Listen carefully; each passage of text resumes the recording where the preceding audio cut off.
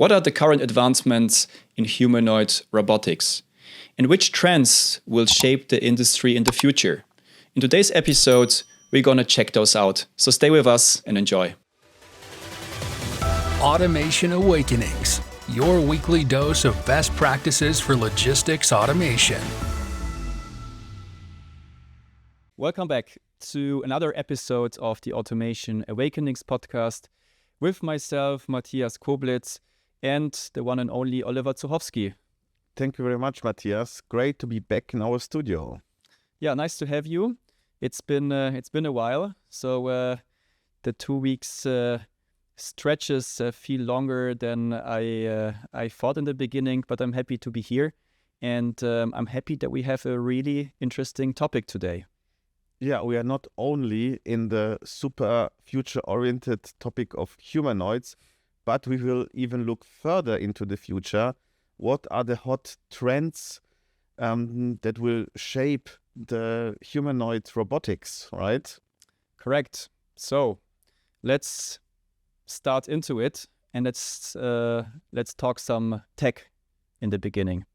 All right, Matthias. So imagine our humanoid colleagues. What is the top one trend you are seeing out there? In terms of technology, I would say autonomy.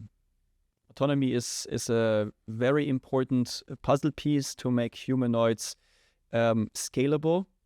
For example, in logistics, the topic we discussed in the last episode.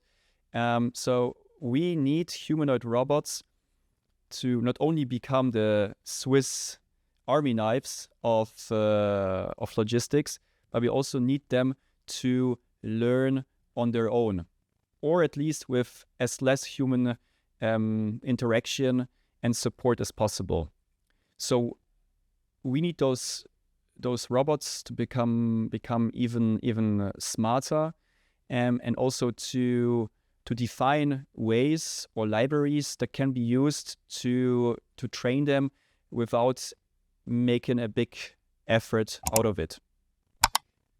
When you're talking about libraries, do you see something coming like the GitHub for humanoids, where I will have standard functions like how to detect an object, for example? I can just download it onto my humanoid. I have this Matrix movie scene in the back of my head at the moment, where they upload those CDs to Neo, yeah, that was his name.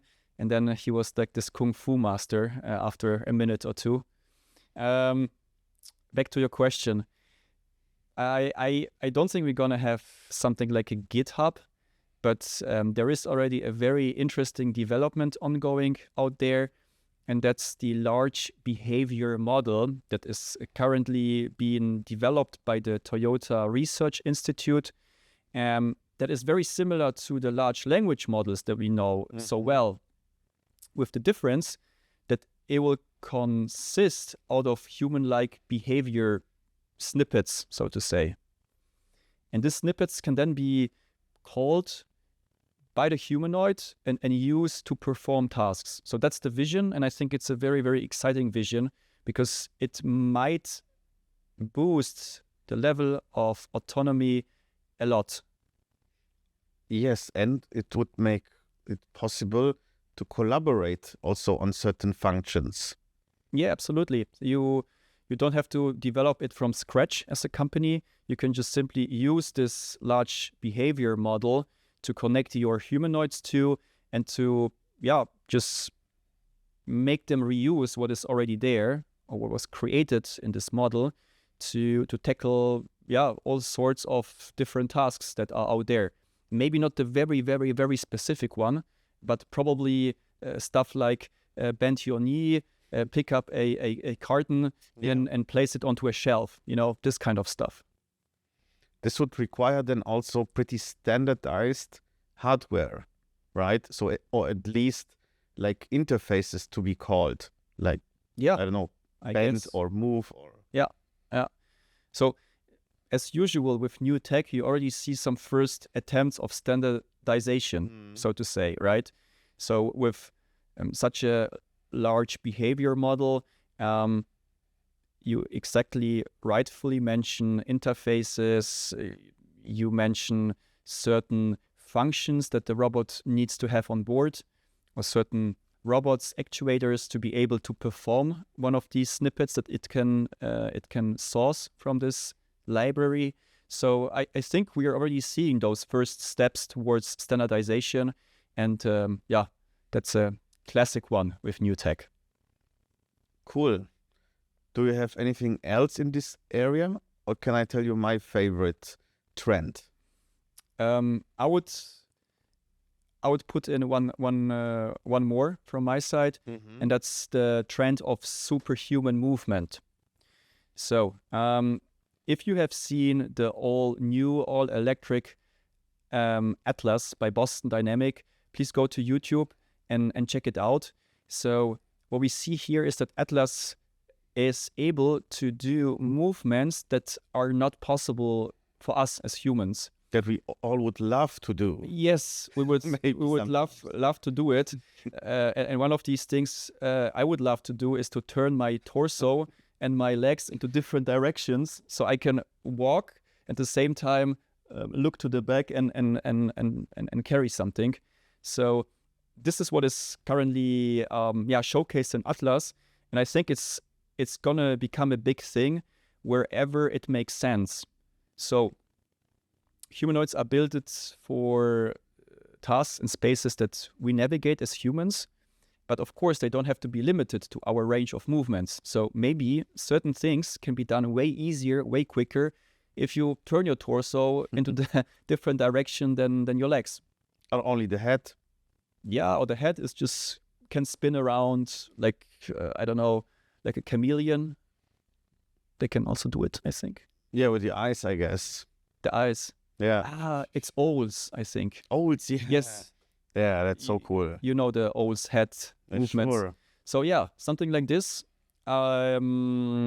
is probably become a trend. At least we see it already with Boston Dynamics, and it makes a lot of sense. All right, then I will tell you my favorite trend. It's bio-inspired design.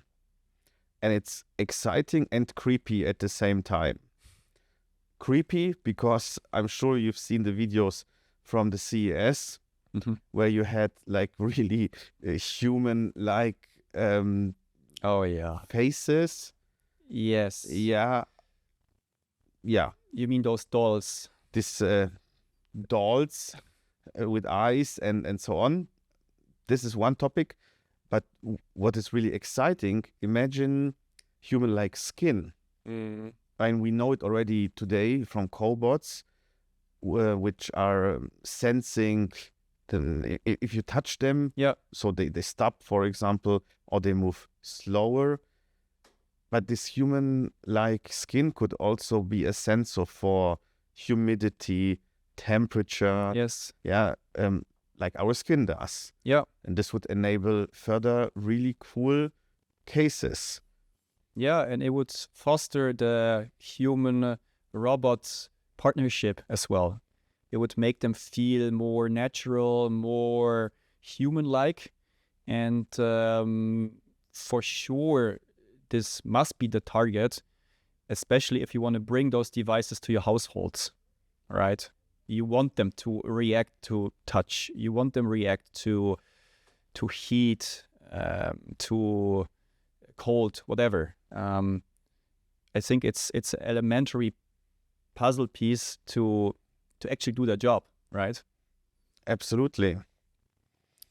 Very nice. What else do we have, Olli? Well, I already told you my favorite trend. Do you see anything else which is coming up? Not in technology, but I think in partnership and collaboration. So what we see a lot out there is that humanoid robotics companies are starting to ask themselves the question, do we really need to do everything from scratch, or can we partner up with someone or something that is already providing a solid foundation, which we use to build our robots around, so to say. So what we see is that these companies, they used to partner with AI leaders like NVIDIA, like OpenAI, like the Toyota Research Institute, to like really accelerate their development and to create earlier market impact with their devices.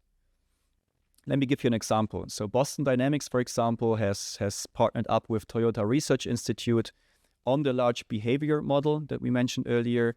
We then have Figure, another big humanoid robotics company, partnering up with NVIDIA, with Microsoft, with a bunch of other companies to like really leverage their knowledge and their capabilities to put them into their humanoids and to just propel ahead of their competitors.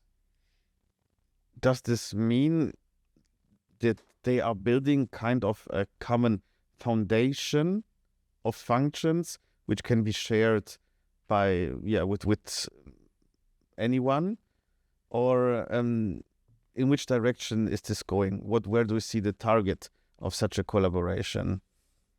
Yeah, I think I don't think the current goal is to create like a common like toolbox for building a humanoid. I think it's more of a competitive advantage.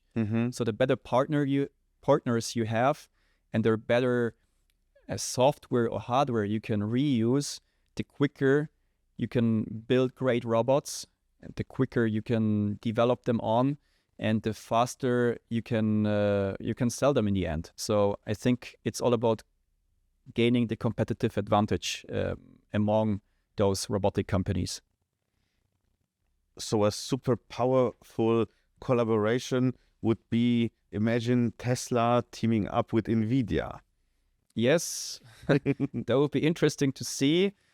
But Tesla, by the way, is going a very interesting path here.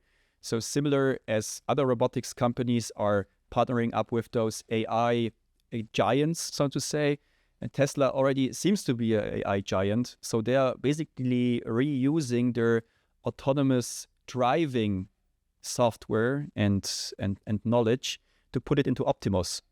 So also here internally, we have a collaboration between the humanoid robotics department and the self-driving department, partnering up to put their knowledge together and to accelerate developments. Really cool. Yes. So that's gonna come a lot. And I mean, we know alliances and partnerships from all other industries as well. It's not a surprise. It's simply the rule of the market. So I see, based on this hot trends, there's a lot to come in the future. I'm already looking forward to seeing it, right? Absolutely. And I think it's gonna gain even more speed when the topic of affordable robotics will became even broader or even clearer to see. So, and I think CES this year was a really nice example of how humanoid prices also seem to drop. We have Unitree presenting G1. It's a Chinese company providing humanoids with 2 legs and 2 arms, also 4 legs, so quadrupeds. And they have put a price tag on their humanoid for the G1, as I mentioned earlier, and it should cost $16,000, which doesn't seem to be that much. That would be amazing. And I think it's a trend which is already on full speed, so to say, with the classical mobile robots, where we see dropping prices everywhere. And it seems that this trend is already arriving at humanoids. Yeah. And of course, like these partnerships that I mentioned earlier are fostering it, right? So if you can reuse stuff, you can produce cheaper. And if you can produce cheaper, you can also sell it cheaper. And in the end, you have to do it because your competition is doing the same. So I think us as end users, as potential end users, we can only welcome this trend. And hopefully the prices will fall in a way that humanoids will really be tech that's going to be scalable and usable also from the commercial point of view. Yeah, let's follow up on all of these trends in the next episodes, because there's a lot of exciting things out there. Absolutely. And we hope you guys will join us again in 2 weeks for some more humanoid topics. Wish you a great rest of the day. Thanks for tuning in, and see you soon. Bye-bye. This was another episode of the Automation Awakenings podcast. Visit us at automation-awakenings.com.